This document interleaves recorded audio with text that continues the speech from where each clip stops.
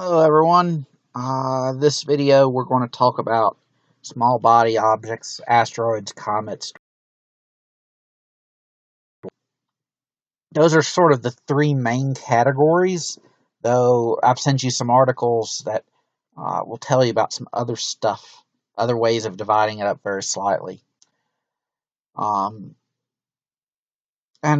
there's going to be some other stuff going on. Talking about impacts is going to be a big deal. And then talking about what we can see when we look for them, that sort of stuff.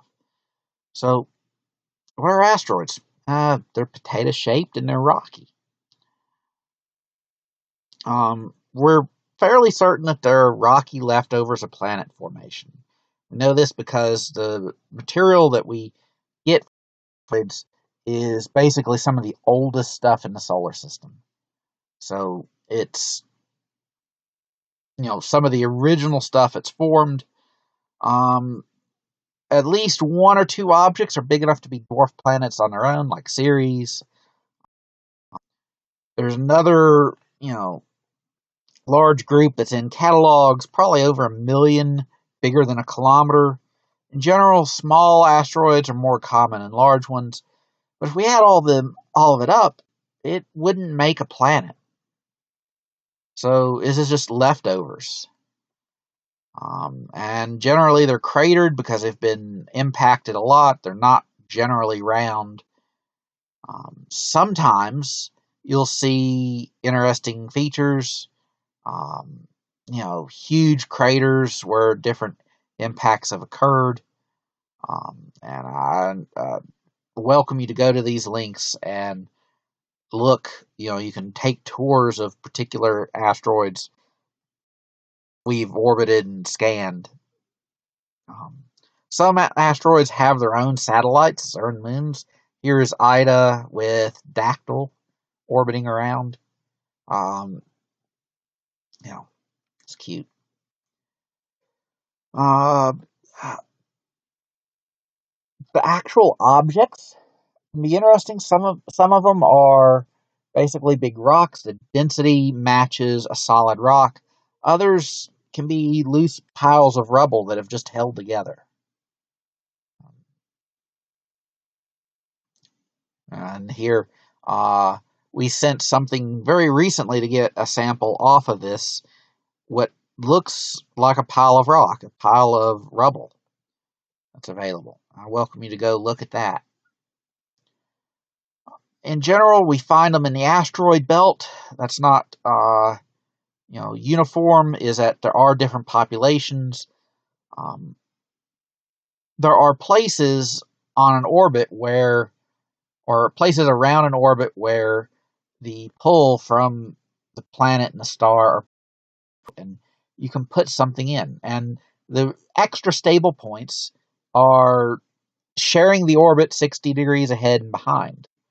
And asteroids tend to fall into traps there. And so around Jupiter, there's been a population of asteroids that have accumulated there called the Trojan asteroids.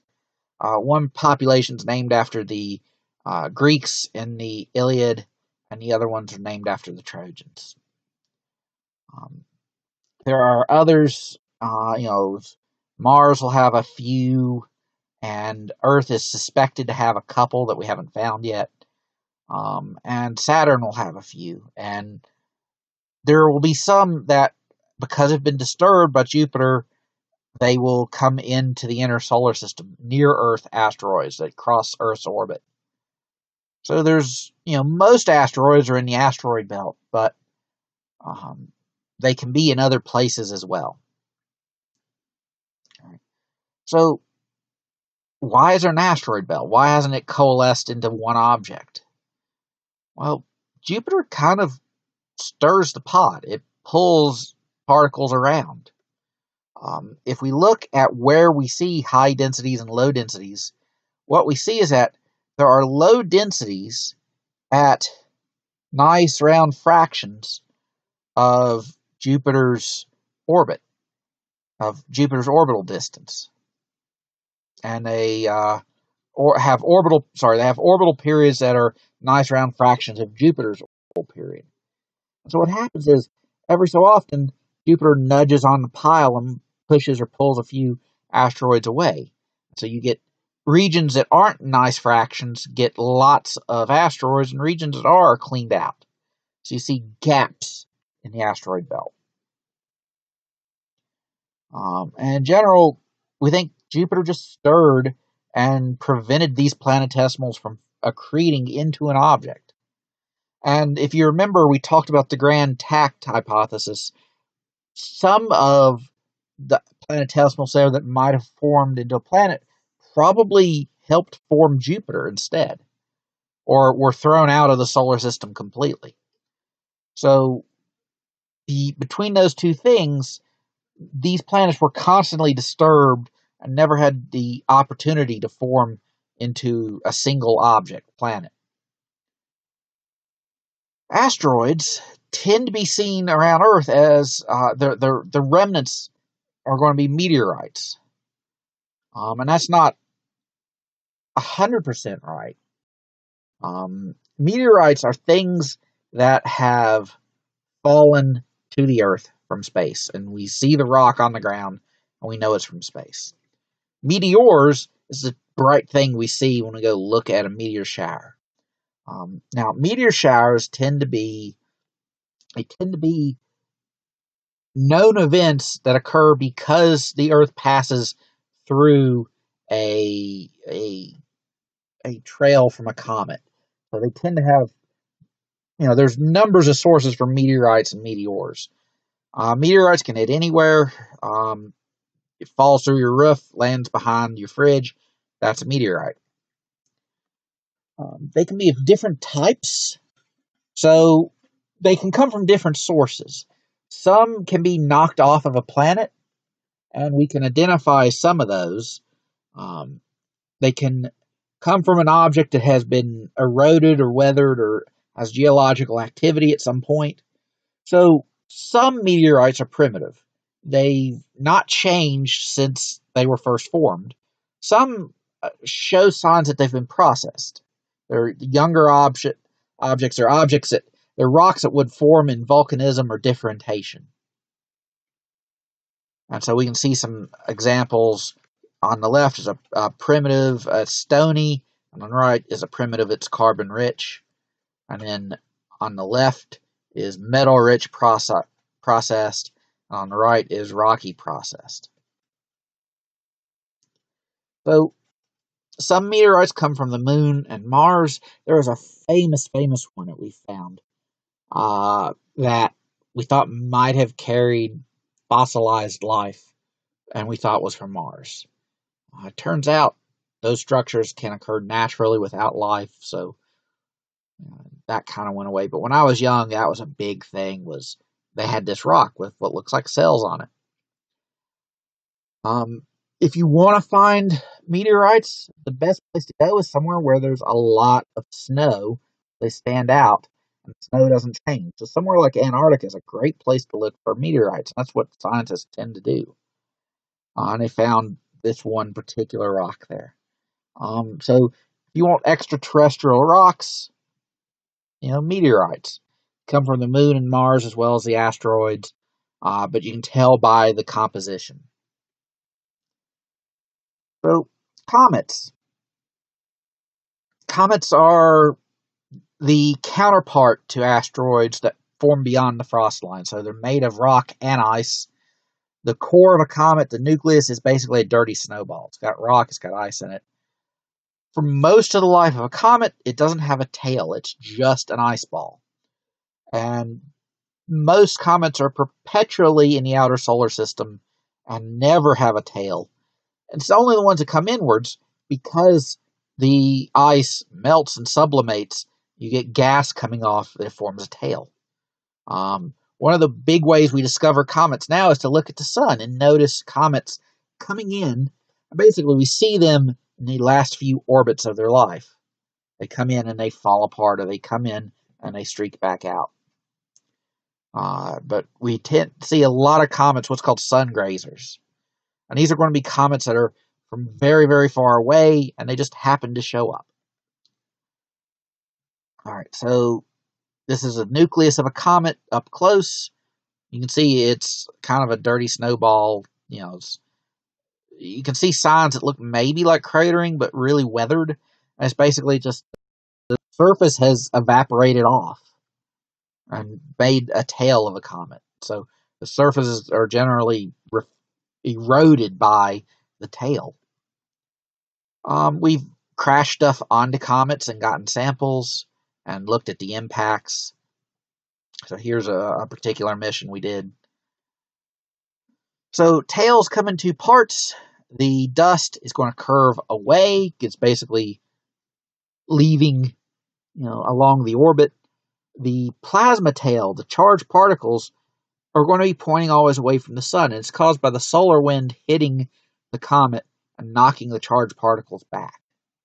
All right, so you get a plasma tail and a dust tail and a sort of an atmosphere, a coma, a collection of gas around the nucleus. And so what happens is, for short period comets, a nucleus comes in, the ice begins to sublimate, and it forms a coma when it's about at Jupiter's orbit. And then when it comes into Earth's orbit, it forms a tail, and we see it go around the sun and go back out. In general, the dust is pushed by the sunlight, but it's slower moving. The plasma tail is pushed by the solar wind, so it always points away from the sun. And large particles that fall off tend to not be pushed that quickly. Crosses that, we'll see meteor showers. All right, so this is going through the Leonid meteor shower. A particular particular comet left some debris. What we're seeing is the Earth traveling through that debris, and the debris hits the atmosphere, and we see a shower of meteors. And, if you go out during a meteor shower, it'll be 60 to 100 times as more common as it would be on a random night. Random night, you go outside, you should see a few meteors if you're very careful watching. But during a shower, it might be 60 a minute. And they appear to emanate from a point in the sky because the Earth's moving toward that point in the sky. So, comets come from somewhere. They have, maybe they have an asteroid belt for comets. Right? By the way, this is Comet Hale-Bopp. When I was a little kid, I saw it. It was interesting to me. If you go research it, it's even more interesting because some people took it a little too seriously. So, generally, we kind of think of two populations for comets. The sort of regular comet-like objects tend to be in the Kuiper belt. Nice, regular orbits, about 30 to 100 AU from the sun, and it's, small flat disk. Then we have random orientation comets are coming out up to like half a light year away in what's called the Oort cloud, a big hypothesized cloud of comets on random orbits. Once in a while, a comet is knocked inwards and comes on a very centric, very steep orbit. So, Kuiper belt comets tend to just orbit around like the other planets do, or same direction, generally in that sort of local outer solar system area. The Oort cloud comets, they used to be close to the sun and they got kicked away from interactions with the other planets, so they're everywhere. And on occasion they'll come back in and we'll see them as they come in once and we don't see them for thousands of years. Short period comets are stuff that we can see several times in a generation, or at least once or twice in a generation. So, how big can a comet be? There's a lot of stuff in this Kuiper belt that's fairly large. In particular, Pluto is a fairly large object we already found. There's lots of spherical objects with satellites. And so we're getting into the dwarf planets. So I'll talk about Pluto for a little bit. you answered a homework question about Uranus and Neptune, their discoveries. Basically, Neptune was a solution to Uranus's orbit, but it didn't work. And then Pluto was supposed to be a solution to Neptune's orbit, and it didn't work. And basically, what happened is they found it, and it was very cold. The guy who saw the canals on Mars, Percival Lowell, he was the one looking for Pluto. He died, but he set up an observatory, and his assistant, Clyde Tombaugh, is basically a farm boy from Nebraska. He almost froze to death a lot of nights out in the desert making these plates that you see here. And if you go to this link, you'll see how a blink comparator works. Is you look at an image, say taken tonight, and one a week later, and you look for the dot that moved. Because these should be fixed stars, but at least some object will have moved. You can identify it as a near solar system object.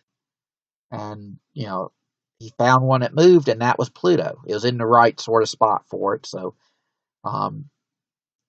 we tracked it, and we suddenly realized it's too small and it's too different. As opposed to being like a fifth Jovian planet, it's kind of an ice ball. So up to about 1980, this is our understanding of it. It's a cloudy bath. Excuse me, I sneezed and I tried to hold it in and hit the pause button, and it didn't quite work. Excuse me. Up to about 1980, this is the best picture that we got. A little bit after that, actually up to about 1980, it's a point. And then we get an image that's kind of, there's something going on. There's changes in the reflectivity, but who knows? But eventually, we decided we're going to send something out there to take a picture of it. And we did. This is from New Horizons, which we sent. Basically, it went past Jupiter and straight to Pluto, the fastest thing we managed to launch. And we got one flyby out of it, and it was beautiful. So we see, and one of the things we'll notice is that there's cratered areas, there's darker areas that also have craters in them. There's cantaloupe terrain at the very top. This looks remarkably like Triton, the moon of Neptune. But it'll have some other interesting stuff going on. Pluto's in an orbital resonance.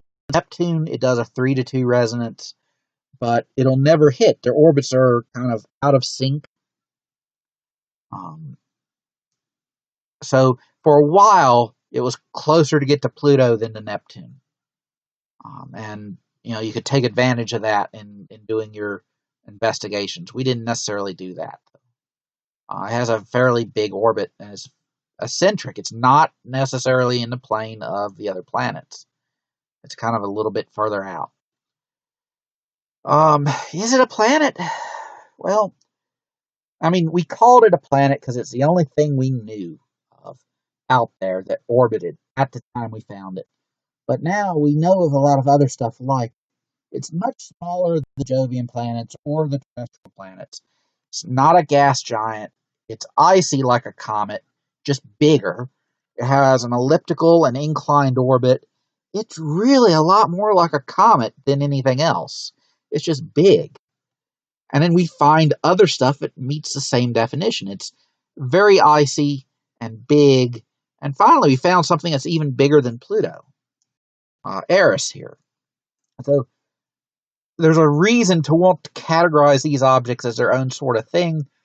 And we come up with the definition of dwarf planet, which is that it's something that is spherical and orbits the sun, but it isn't alone. It hasn't cleared its orbit like the major planets. It's orbiting with other things.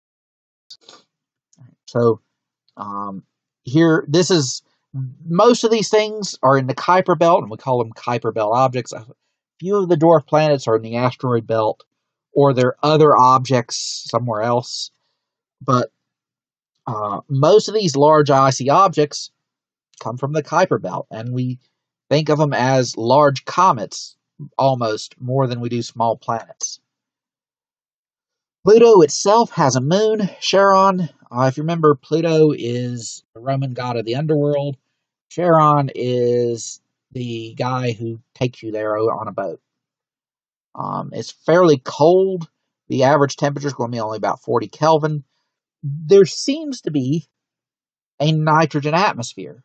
It's thin, and it's at the temperature where it can freeze onto the surface and sublimate back off as the amount of energy obtained from the sun varies through the orbit.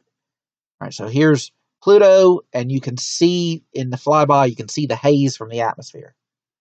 And then from the back, you can see that blue, because nitrogen is slightly blue and is going to scatter blue light towards us.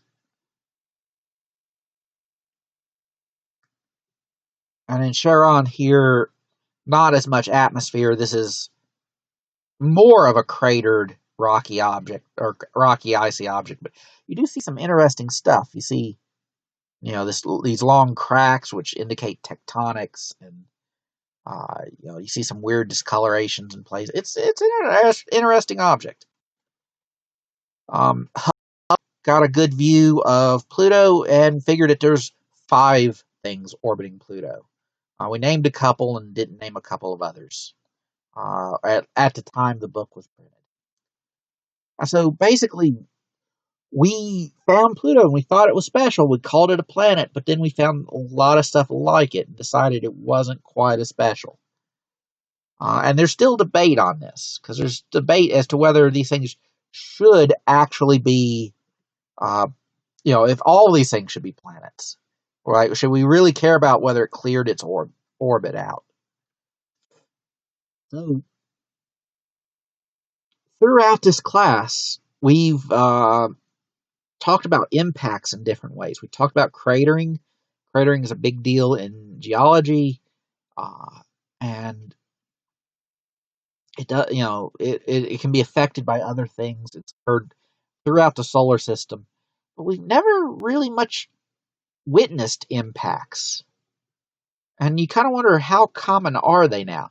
They seem to be much more common in the early solar system, but there's some questions. This, we think, is an impact. We'll talk about it in a minute.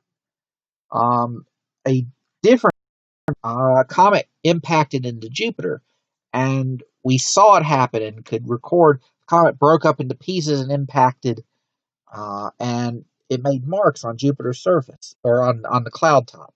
We could see the effect of the impact. Well, that's good. We thought we saw a once in a lifetime thing, and we can see different. See the scar from the impact in a sense. But then it happened again. We found another impact crater. Basically, amateur astronomers found these things and reported them, and we don't know what happened. We didn't see this impact, but we saw the evidence of it, and we think impacts might be a little more common than we think. And so we also got to talk about the impact that killed the dinosaurs, or what might be the strangest beef between geologists and archaeologists ever. The common consensus is a crater in Mexico is representative of an impact that killed the dinosaurs. And so there's a fossil record which shows mass extinctions. The one that got the dinosaurs ended 65 million years ago. And due to differentiation, heavy elements are going to be very rare. If we see them at the surface, they're often due to meteorites. So these two guys, I think they're father and son, Lewis and Walter Alvarez, they found a layer of iridium, which should not be there.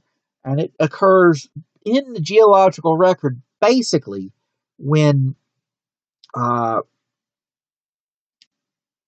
dinosaurs died, is that there's a meteorite impact. Fossils are all below the layer, but not above the layer. So they think, well, maybe an impact killed the dinosaurs. So here's an example, a layer that shows the remnants of the impact. Below it, there's dinosaur fossils. Above it, there isn't. So for this to be true, you need to have something like a 10-kilometer in diameter rock fall through the atmosphere, hit, and it would kick up debris. It would reduce the sunlight to the surface, which means that the dinosaur food would die off, and then the climate change that occurs, the cooling, lack of food would cause the dinosaurs to go extinct. And the mammals that are there would take over, lead to us, I guess. We found a place that matches a crater in Mexico that seems like it's about the right size and occurred at about the right time. So it seems like it's a done story. We found all the evidence of it. And you can see what it might look like.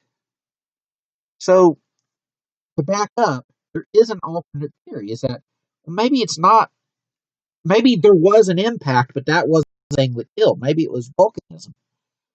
Maybe it was some other catastrophic climate change. And this theory comes from people who are looking at volcanoes in India, which happened to erupt about 65 million years ago. They would have changed the atmosphere. They put a lot of smoke, a lot of carbon dioxide in the atmosphere. And that could have killed off the dinosaurs, causing the fossils to be on lower layers. And then an asteroid comes in and lays a whammy out and lays that layer of iridium separately. So there's an alternate idea, and is how to interpret the evidence, right? Is, should there be fossils slightly after the impact, or should they all be below the impact? How do we interpret what we're seeing in the ground? And it's not necessarily a clean beef. It is people calling each other stupid. So you can read up on that on your own time. There are alternate theories, but the impact one shares a lot of popular support. So, are we likely to see impacts? So, I usually ask my students what this picture is. It's not an impact, as far as we know, but this picture was taken in 1908 in Siberia. Something detonated in the sky and knocked a bunch of trees down. And, Siberia is in the middle of Asia. Windows were broken in Europe. Church bells were made to ring, and the echo from the detonation went around the earth 3 times.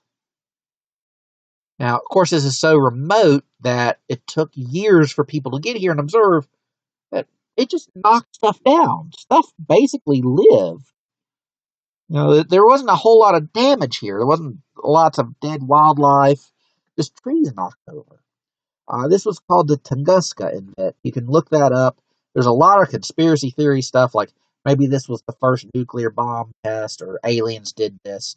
But we think what it was is an object broke apart and exploded in air, an air burst that released energy and knocked all these trees down, did all this damage. We think asteroids and comets have hit Earth a lot, and they'll probably hit Earth again, but the severity of the impact is going to be a function of the size of the object. And major impactors, big objects, are rare. So lots of damage. Extinction level events are million years apart. And you can line out what it might be. Here is, we think it's probably a 40-meter object that exploded in the atmosphere. Lots of stuff that comes through the atmosphere just explodes. It doesn't quite hit the ground. And so you might remember it's a big thing in Russia because they put dash cams on the inside of their car to watch the traffic to make sure no one does fraud on them when they do their insurance. So lots of dash cams catch stuff flying through the sky like fireballs, and it's probably objects like this, probably meteorites that are burning up in the atmosphere during the day, usually. So other impacts have happened. This is a 1 or 2 meter object in Peru. The circle in this picture, it looks like a smiley face. Let's see if I can pull up a pointer. Here, this circle. This is a very interesting crater. It's formed a lake with an interior island, and the interior island has its own lake, and that lake has its own interior island. So it's an island on a lake on an island on a lake on a peninsula. Anyway, this is in Canada. You can look this up. But, there's signs of impact craters all over the Earth, but they're not as often as we think because there's erosion. So it's kind of hard to gauge how often they occur. We kind of have to gauge based on the smaller impacts that we see. But in general, our idea is stuff 1 meter in size probably hits a couple of times a year. 10 meters in size, maybe a year. 100-meter in size is going to be every 1,000 years. The stuff that causes extinction is going to be on the order of millions of years because there's just not that many objects that big that are in position to hit us. There's lots more very small objects. So this is one of those things where the likelihood is small, but the catastrophe that happens if it happens is huge. So we're pretty certain we're safe for a while. If we ever did see something we knew would hit us, the idea would be to deflect it early, push it on a different orbit, and doing it early means you don't have to push it as much.